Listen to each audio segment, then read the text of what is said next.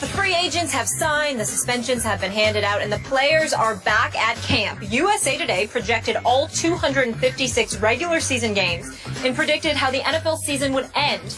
USA Today Sports is predicting rematches in both the AFC and NFC championship games, with the Colts beating the Patriots and the Packers beating the Seahawks because they'll have home field advantage this season. They predicted the Packers to beat the Colts in the Super Bowl. Skip Bayless, how about them apples? What do you think of this prediction? I think they're rotten apples. I think, Molly and Stephen A., that as much as I like and respect Nate Davis's work on the National Football League, as much as I liked how far out onto the limb that he went this early with his Super Bowl picks, it was a little too cute and too neat for me that he's just doing a reversal of fortune, as Molly points out, on home field. He's got the two rematches, AFC, NFC championship games, except this time it's going to be Patriots at Colts, and this time it's going to be Seattle at Green Bay. So this time Green Bay advances, and this time Indy advances. It's just a little too neat and cubbyhole for me, and I disagree with that on a couple of counts. I don't disagree, Stephen A., that because these schedules are so easy for the Packers and especially for the Colts, I do not disagree that they're going to be the two teams to beat going into the playoffs. I believe both will be the number one seeds because I look at your man Aaron Rodgers' schedule, and I'm sorry, I just don't see anybody really beating them. I'll go 15-1 on Green Bay. Maybe they lose at Denver. I don't know. Maybe it'd be a little dicey at Arizona on December 27th. I don't know. They do get Dallas up there again. I've told you before, I believe Dallas will get revenge. I'm not sure which game it's going to be, but if I have to pick a game, I'm picking that Dallas is going to get revenge in a playoff game at Green Bay, because as we all know, that was a catch. And you want to talk about momentum and motivation to get even by getting back to Lambeau Field and righting that wrong. This is the year I believe Dallas will do just that by winning the NFC East and winding up. Who knows how it'll play out in the playoffs, but let's say it's the NFC Championship game this time at Lambeau Field. I believe that Tony Romo to Dez Bryant will ultimately beat Aaron Rodgers in his house. And on the other side of the bracket, I look at the Colts and I say, man, what an easy schedule. They'll cakewalk through their division. They do open at Buffalo, which could be a little dicey maybe. They have to go to Pittsburgh later. They have to go to Miami. Okay, maybe they lose a couple of games, but they're going to go 15-2. So they're going to have home field advantage. So let's say they do have the AFC Championship game at home.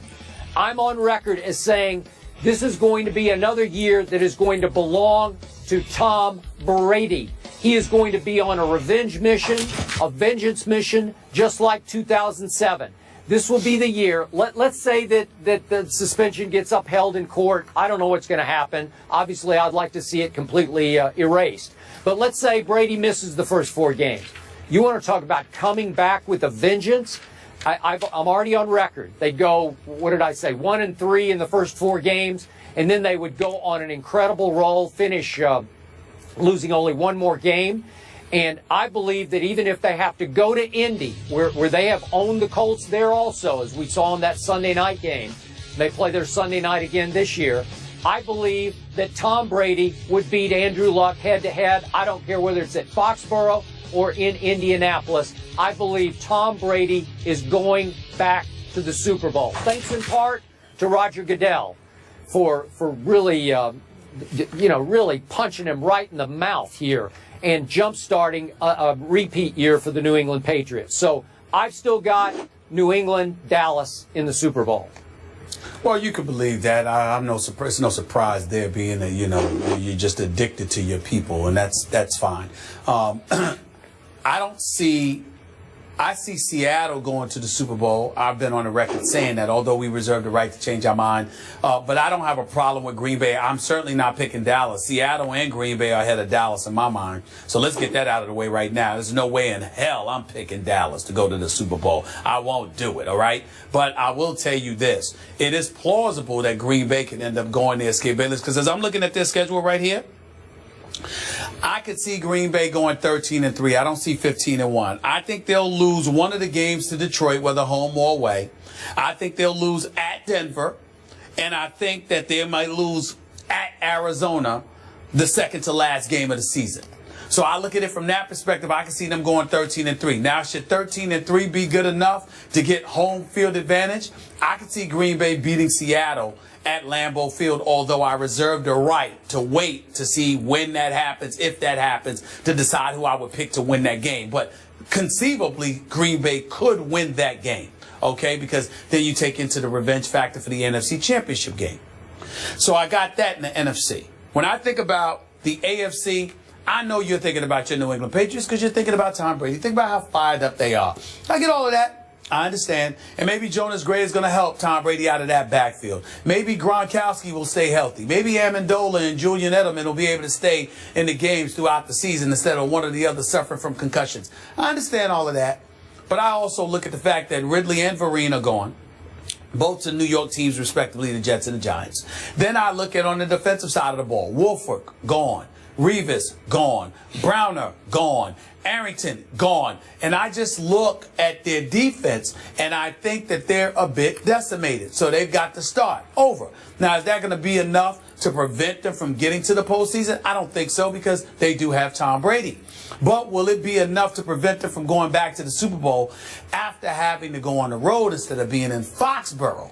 I think that's entirely possible. I think that Indianapolis could end up getting the #1 overall seed in the AFC, rather. And I think that they would have home field advantage. And I think that could secure them a trip to the Super Bowl, or at least a victory over New England, who's beaten them by an average of 29 points in their 4 meetings over the last 3 years, who's averaged about 47 points in that span. I mean, I look at New England, and they have just had their way with Indianapolis to such a degree, just shellacking and beating them down, that I think that Indianapolis is tired of getting beat up on. I don't think Frank Gore is going to stand for it. I don't think Andre Johnson is going to team with T.Y. Hilton and those boys to allow it. And I think that the defense will elevate at least to a respectable status, to the point where they'll be able to maintain competitiveness and put the offense in a position to win the game for them. Pittsburgh and teams like that, or teams, to me, it's not even about Denver. I think about the 3 formidable threats to New England being Indianapolis, Pittsburgh, and Baltimore. Not necessarily in that order between Baltimore and Pittsburgh, because Pittsburgh will be third on the list. But I'm going to give Indianapolis the edge, and I think that Indianapolis going to the Super Bowl to meet Seattle is definitely likely, but it's possible it could be Green Bay. It ain't going to be Dallas. So the fact that Nate Davis did pick Green Bay to not only get to, but to win the Super Bowl, didn't that tug on your heartstrings a little bit and make you second-guess your Seattle pick, Mr. Aaron Rodgers fan that you are? It didn't make me second-guess it, because I got to wait to see what Green Bay does during the regular season to get home field advantage. I don't believe that they would beat Seattle if they have to go through Seattle, but I do think they could beat Seattle if they had to go through Lambeau Field. Final point. Nate Davis made one fatal mistake. He picked my Dallas Cowboys to finish 8-8 out of the playoffs. That will not happen. They will win the NFC East. Thank you very much. End of discussion. I agree. They will be better than 8-8, without question. Thank you. Just for argument's sake here, up next we're going back to the Eagles. So in this article, they say the Eagles are going to finish up 10-6, first in the NFC East, and lose to the Vikings in the wild card, first in the NFC East. Can that happen if Chip Kelly can't connect with some of his players? Do the Eagles have a long-term problem on their hands? It's all everybody's talking about. We're discussing it after the break, how it goes on the field.